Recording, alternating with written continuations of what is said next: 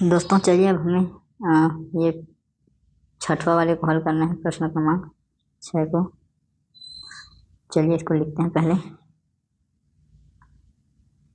क्या है? -y वर्ग धन 35y धन 156। ठीक है, यही है। इसका हमें मध्य पद को तोड़कर गुणनखंड ज्ञात करना है। ठीक है, तो यहाँ पर हम लोग लिखेंगे हल।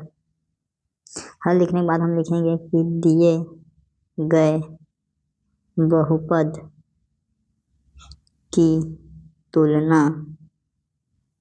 ax square plus bx plus c से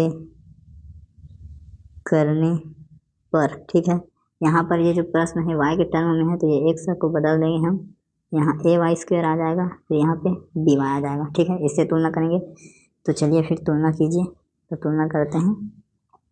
-y square plus 35y plus 156 का तुलना करेंगे ay स्क्वायर धन by धन c से। ठीक है, यहाँ कुछ नहीं है, मतलब क्या है, y के साथ 1 है। ठीक है, आप इसको ऐसे भी लिख सकते हो, इस प्रकार से ऋण 1। तो तुलना करेंगे तो ये y कटा।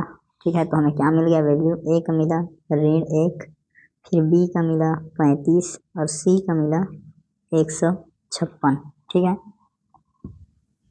अब हम क्या करेंगे? AC का मान निकालेंगे। ठीक है, अतः a गुणा c बराबर क्या है? ऋण 1 गुणा 156, मतलब AC बराबर क्या आया? ऋण 156। ठीक है, ये क्या है? AC का वैल्यू है।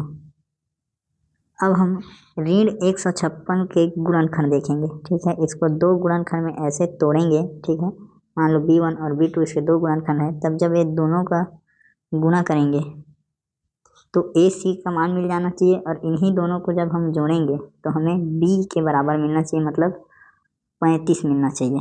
ठीक है, तो 35 को इस प्रकार से तोड़िए, या 156 को इस प्रकार से तोड़िए कि अगर इसके तोड़े हुए संख्याओं को जोड़ा जाए तो 35 मिल जाए, और 35 को तोड़े हुए संख्याओं को यदि जोड़ा जाए तो ऋण 156 मिल जाए। ठीक है, तो इसके लिए अंक है, देखिए इसके लिए अंक है 39 गुणा ऋण 4। ठीक है, आप दोनों का गुणा करेंगे तो ऋण 156 मिलेगा, और दोनों को यदि आप जोड़ देंगे इस प्रकार से। ठीक है, अगर हम जोड़ेंगे तो ये इस प्रकार से लिखाएगा 39 फिर धन के बाद ऋण 4, फिर ये 39 धन ऋण 4 हो गया, तो क्या मिल गया? 35 B के बराबर। ठीक है, तो दो गुणनखंड मिल गए हैं। ठीक, कौन कौन से हैं वो? एक तो ऋण धन 39 है, और इन दोनों एक ऋण 4 है। दोनों को गुणा करेंगे तो 156 मिलेगा, दोनों को जोड़ेंगे तो B के बराबर मिलेगा। ठीक है, तो यहाँ पे हम लिख देंगे एक लाइन कि A गुणा C बराबर ऋण 156 के 39 गुणित ऋण 4 बराबर ऋण 156 में 39 और ऋण 4 ऐसे गुणनखंड हैं जिनका योग मध्य पद B के बराबर है। ठीक है, इस प्रकार से लिखेंगे। अब जो समीकरण है उसे हम लिखते हैं। समीकरण है -y स्क्वायर प्लस 35 प्लस 156। ये 35y है, फिर क्या है? 156 है। ठीक है, तो चलिए इसको तोड़ते हैं।